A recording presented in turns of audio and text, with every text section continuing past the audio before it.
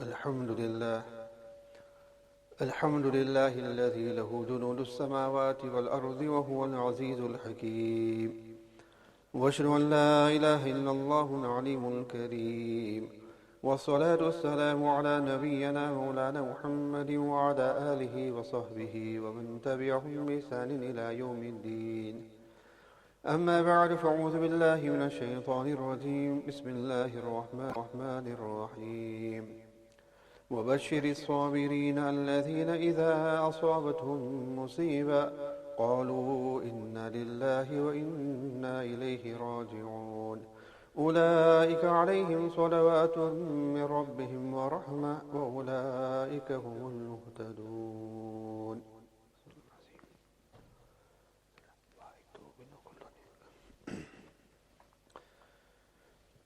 Respectful of my friends and brothers and sisters, in last week's Jummah, the topic was with regards to the importance of valuing the ulama and the work that the ulama and the khidmat that the ulama do.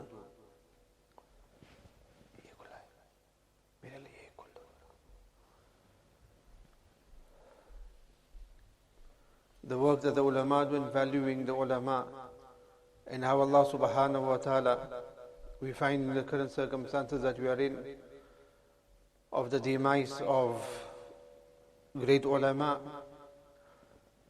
And the idea was to continue mentioning on the same lines. However, for the benefit of listeners, and something that is related to many during these days, and that is with the situation that we're in. There have been many demises and many deaths as well. So for that reason, let's change the topic for today's Jummah. Many people have suffered from death and demises in their families of dear and loved ones, to a great extent, either by the means of COVID or whatever other reason. In a verse that recited, Allah subhanahu wa ta'ala specifically mentions to us, وَبَشِّرِ الصَّابِرِينَ, that give glad tidings to who? The sabirin, those who do sabr. That إِذَا أَصَابَتْهُمْ مُصِيبَةً, that when any musibat befalls them, they say, إِنَّا لِلَّهِ وَإِنَّا إِلَيْهِ رَاجِعُونَ. This verse, إِنَّا لِلَّهِ وَإِنَّا إِلَيْهِ رَاجِعُونَ, is a great ni'mat of Allah subhanahu wa ta'ala, and it is a gift specifically granted to this ummah. Where Nabi Kareem sallallahu alaihi wasallam instructs that when a person faces any musibat of any nature, to the extent that even if his lace was to break and tear, now he feels that how is he going to tie his shoes, even on something as minute as that, or even if a mosquito bites you and stings you, Nabi sallallahu alaihi wasallam mentions, even there recite inna lillahi wa inna ilayhi raji'un. This is a anecdote, and it is a pill, medicine for sabr. Person is ill or a person is in pain, a person will do what? Will take a painkiller. So the painkiller is taken to alleviate the pain. Here Allah says, recite, Nabi sallallahu alaihi wasallam mentions, recite inna lillahi wa inna ilayhi raji'un. And this will be your painkiller for the pain that is within you in the loss of and the separation of dear and beloved ones. And it isn't just a matter of reading the verse, Inna lillahi wa inna ilayhi raji'un, but it is actually a matter of us pondering over the verse, the words, and the words itself are what is most soothing for an individual. And here it is Allah that says, وَبَشِّرِ الصَّابِرِينَ الَّذِينَ إِذَا أَصَابَتْهُمْ مُصِيبَةٌ. So this is for any musibat for that matter. And for that reason, whenever we hear any bad news, any news that we would not have wanted, we recite Inna Lillah. It's not just at the time of death when we hear the demise of somebody that we say Inna Lillah, but anything, any bad news for that matter, we should say Inna Lillahi wa Inna Ilayhi Raji'un. Now if a person was to actually ponder over the words where Allah Ta'ala is reminding us that inna lillahi, that indeed we belong to Allah, wa inna ilayhi raji'un, and indeed we are going to return to Allah subhanahu wa ta'ala. The first message here by Allah subhanahu wa ta'ala is to remind us that look, we all belong, not him, her, who only, me, you, who only, but everyone, inna, all of us. That each and every single one of us, we belong to Allah subhanahu wa ta'ala. And the example of this is just the way if we were to lend somebody something. Somebody wants to, the grass in the garden has grown a lot. So they want to cut the grass. So they may borrow and ask, can I borrow your lawnmower? So what happens is we will borrow them and we will lend them the lawnmower. And now they've used the lawnmower and they enjoy using it. They see the benefit of having a lawnmower and they've used it for a while. Or let's say another example of something which a person would use a lot more. For instance, a person, their mobile phone. They've smashed their mobile phone or the mobile phone does not work. And we have a spare one and we say, well, use this till you need to. And the phone that we lend this individual, so whilst theirs is gone for repairs, the phone that we have given them to use is a lot higher spec than the one that they had. So they're utilizing that, using it, getting used to it, attached to it, enjoying using that phone. And it so happens that during that time, there's a lockdown as well, so all non-essential shops have to close down. So where you gave your shop for your phone for repair, they say, now look, due to lockdown, sorry, we closed, we can't repair it, or we can't get the parts for it. Either take it back or you can wait for a while. So because we've got the spare phone, we'll say, no, man, it's okay, keep it there till you open. So what happens is that lockdown lasts for a few months or so. So it's not a case of we just using this phone for a couple of days or a week or two. We're using it for a few good months now. And we become attached to it. We become accustomed to it and we like the phone that we're using. Now, if at any time, the person who had lent us and borrowed us that phone, they then say to us, look, I had borrowed you that phone. I'm in need of it. Can you please return that phone now? I had borrowed it to you, lent it to you, can you please return that phone? How will we react at that time? Our reaction will be, especially if our phone hasn't come back, our reaction will be one of finding it difficult and hard. Because we know it's a lot better spec than we had. We have become quite accustomed and we have become used to it as well and comfortable with it. So we will find it difficult returning it, but we will not complain in returning it. Why? Because we know that at the end it belonged to somebody else anyway. They just lent it to us. They've lent it to us for a period of time. Now that the time is up, it's theirs to be taken back. We can't have any complaints with regard. Although we may not like it, we find it difficult, but we know that look, it does belong to somebody else, we have to return it. This is what Allah Ta'ala is saying, inna lillahi wa inna ilayhi raji'un. That whoever our close family members are, they are all and we are all amanat sent here by Allah subhanahu wa ta'ala. If somebody has given us somebody dear and near to us, they are an amanat that Allah Ta'ala has given us. So that they are with us for a period of time. If it is our parents, if it is somebody's husband, or is it the wife, or brothers, sisters, or children, they are given to us as an amanat by Allah subhanahu wa ta'ala for a period of time. And because it is an amanat from Allah subhanahu wa ta'ala, so Allah subhanahu wa ta'ala, whenever He desires, Allah ta'ala can recall and ask for that amanat back. The period of time will differ. Some amanat may live with us for 90 years, 80 years, 10 years, 50, 40, so many years. Some might be just a couple of days, a couple of months, couple of years. Even just maybe 8 years, 7, 14 years or so. It all differs as to the amount of time that Allah Ta'ala has given us that amanat. While that amanat is in our possession, our duty is what? That we look after that amanat. That is our duty. And again, we will become attached to it. But then when time comes for Allah subhanahu wa ta'ala for us for that amanat back, we need to then be pleased that look, Allah gave it to us. Allah is going to take it back from us. Allah Ta'ala granted us the closeness with this relative, this dear and near one of ours. Now Allah subhanahu wa ta'ala has chosen to take back that amanat. Allah ta'ala has full right to take back that amanat. Yes, for sure, we will find it difficult because of our attachment with that amanat. But we have to mentally be aware of this and prepare ourselves as well that these amanat will be taken away from us. And when the amanat is taken away from us, my dear friends, Allah Ta'ala is reminding us as well that where are they then going to? Where are they then going to? Nowadays, if somebody's relative is admitted to hospital, they already start reading Inna Lillahi. Nowadays, when people are admitted to hospital already beforehand, we sing Inna Lillahi wa Inna Ilaihi Raji'un. No, we can't. Nobody wants to go to hospital. Going to hospital means the person is not going to come back. So we already mentally we think that they're not going to come back. So we're fearful. We don't want them to go to hospital. We don't know what's going to happen to them. We don't feel safe to send them off to hospital. But here, my dear friends, when this amanat is taken from us, and when that individual returns to Allah subhanahu wa ta'ala, they Allah that is saying, Inna lillahi wa inna ilaihi raji'un. They are returning to who? They are returning to Allah subhanahu wa ta'ala. And returning to Allah subhanahu wa ta'ala, La khawfun alayhim wa lahum yahzanun.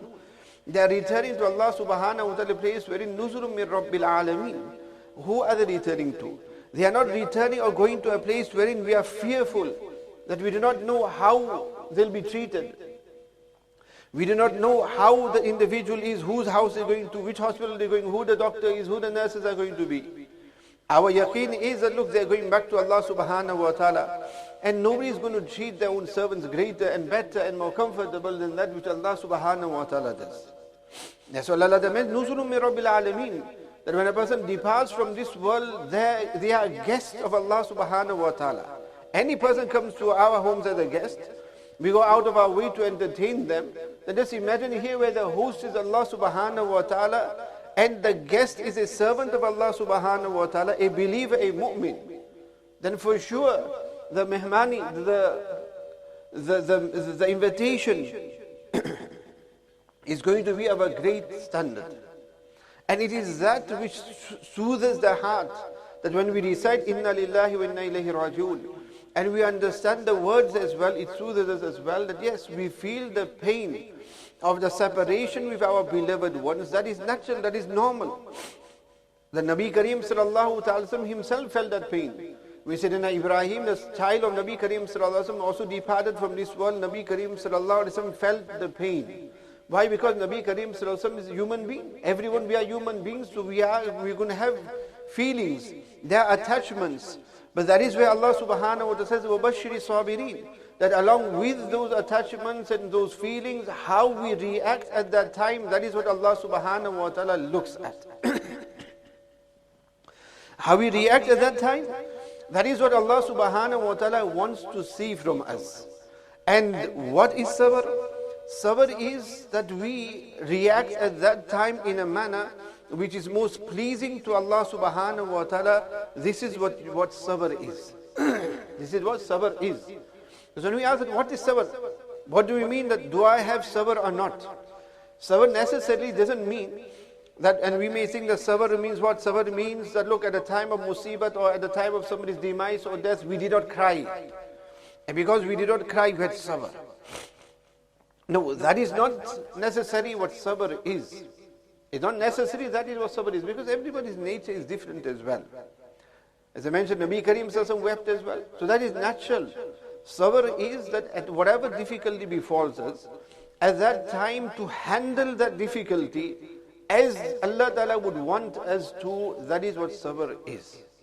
We may not weep, we may not cry, but we may be in our minds or in our hearts or in our tongues objecting to the will of Allah Subhanahu wa Ta'ala. That is not sabr. People may see us and think that this person is so strong that they didn't wail and cry and do these things. But within ourselves we are objecting to Allah Ta'ala. That my child was still very young. My child was still very young. Why did he or she had to pass away for? My near dear one has still their whole life in front of them still. There's so much going for them still. They just got married, for instance. They just had a child, or they've got small children, or this or that plans which they may have. So we have that objection within our heart. Or we have those questions within us that why mine, or why this musibat came on me for? Why did I become ill for? So many became ill and they were fine. Why did I become ill that I had to be admitted to hospital, for example? Why did I get so ill that I suffered from it a lot more and others got ill but they did not suffer from it so more? This is not sabr. No, this is now what? This is now questioning the will of Allah subhanahu wa ta'ala that is going contrary to what sabr is. This is what sabr is, that at that time we do not complain.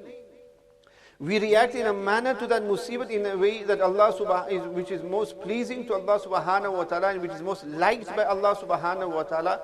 This is what you call sabr. This is what sabr is. And that is what Allah subhanahu wa ta'ala is showing us, mentioning to us here, that wabashiri sabirin. And look here, Allah subhanahu wa ta'ala is saying, give glad tidings to the sabirin. By who will you say to? You'll only mention to somebody and say to somebody, by make sabr when? When some hardship and difficulty befalls them.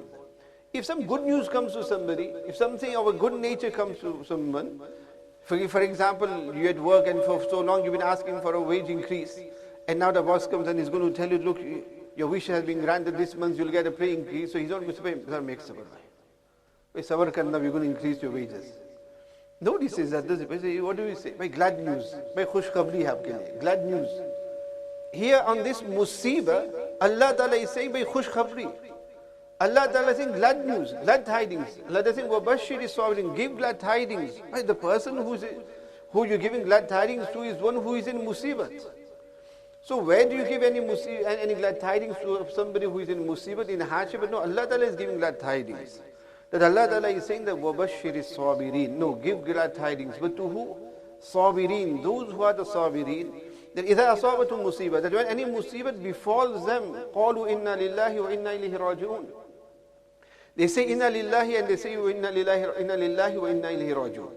As I mentioned to you, not just the verbal saying إِنَّا لِلَّهِ وَإِنَّا إِلَيْهِ رَاجِعُونَ, because we all say that, but actually contemplating of what Allah Ta'ala is saying there.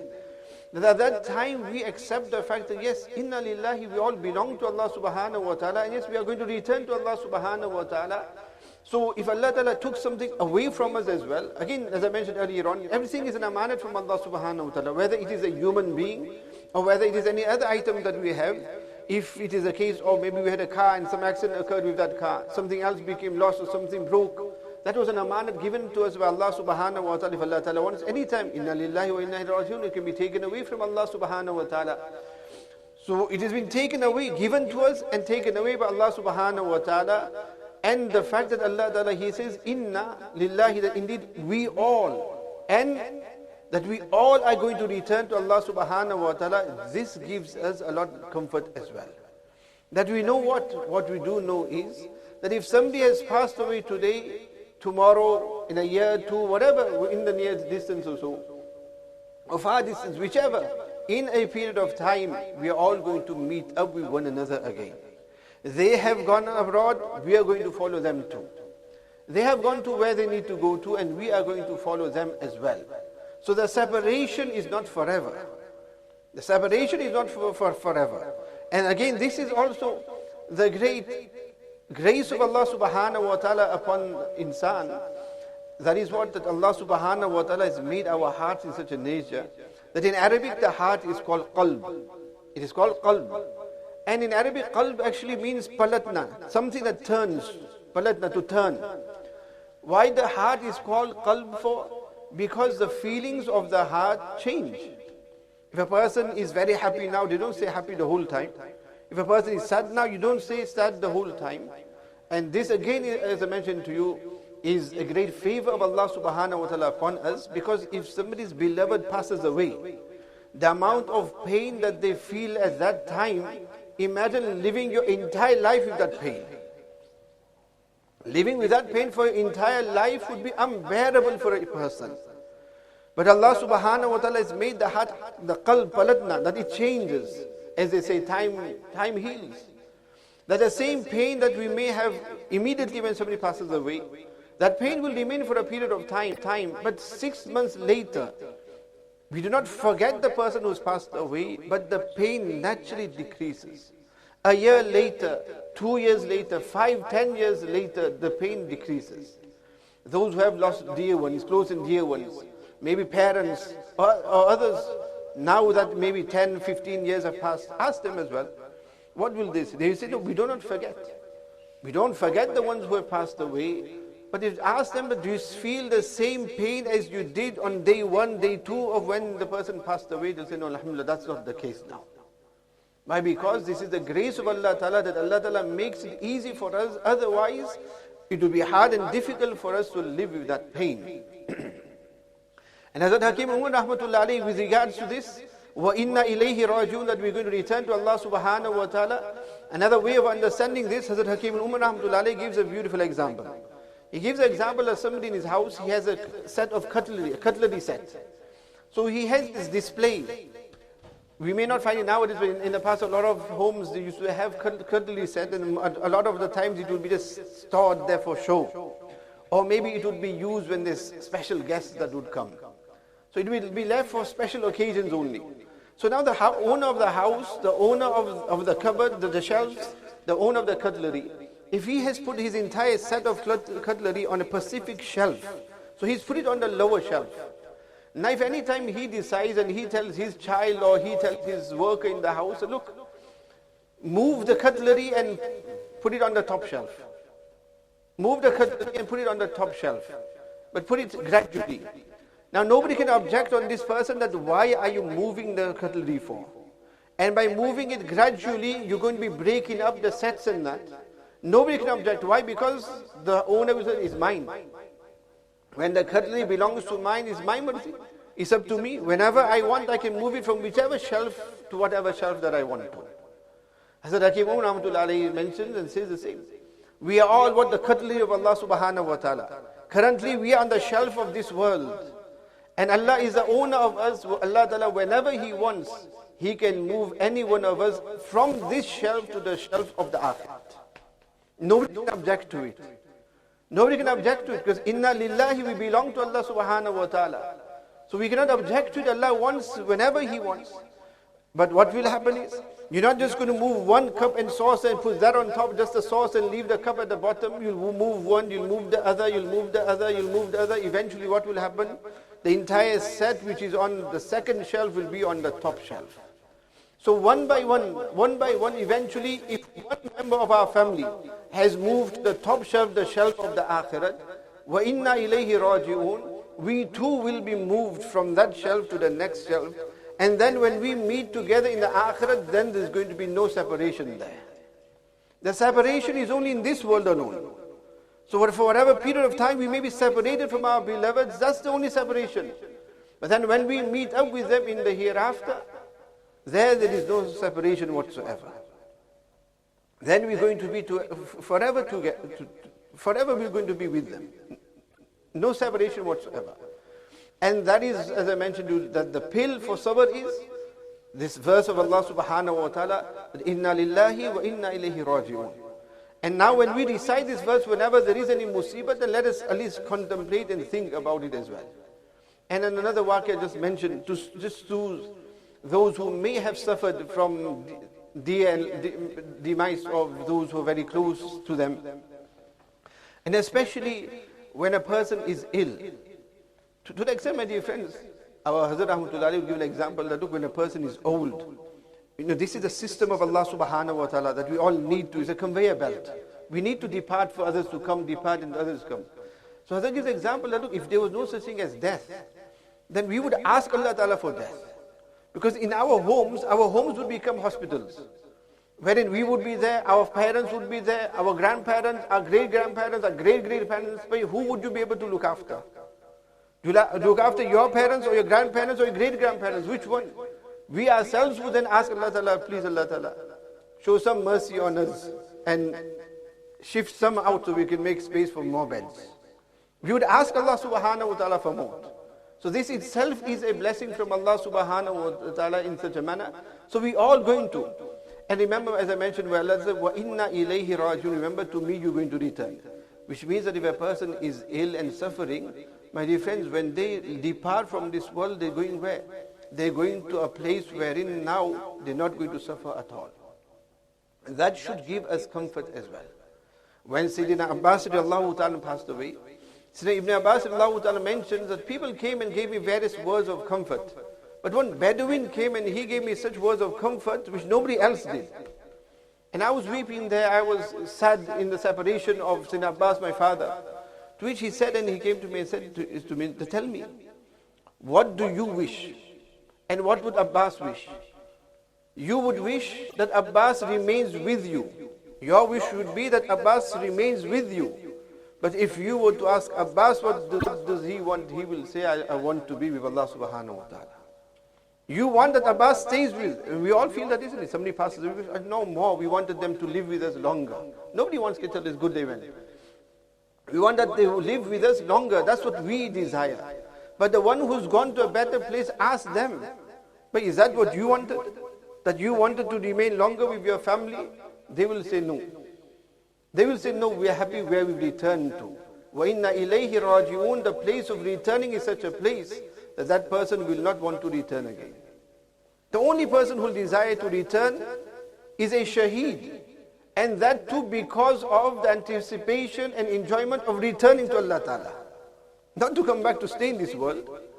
Not to stay in this world, but just because of the enjoyment of meeting with Allah Subhanahu wa Ta'ala, the special nuzul min Rabbil Alameen. Just to experience that, they won't mind coming back and going, coming back and going. So that too, the enjoyment is to go back to Allah Subhanahu wa Ta'ala. So my dear friends, the topic was something else, but just for a matter of ta'ziyat, to many are worthy of ta'ziyat during these days as well, who have lost many dear ones of theirs, close relatives, and there are those who are ill as well, those who are suffering. That's why the pill is in this verse, Inna lillahi wa inna ilayhi raji'un. But as long as we contemplate of it, Allah Ta'ala grant all the marhumeen. Allah Ta'ala grant all the marhumeen. As I said, many people have passed away. Great ulama have passed away. Dear near ones. Allah Ta'ala grant all the marhumeen the highest abodes in Jannatul Firdaus, and make the suffer of the akhirat easy for them. Grant them maghfirat, elevate their ranks as well. And grant all those, the family members, the close ones of theirs, grant them all sabri jameel. And whoever is suffering, whoever is ill, whatever condition they are in, Allah Ta'ala make it easy for each and every single one of us. Wa akhiru da'wana.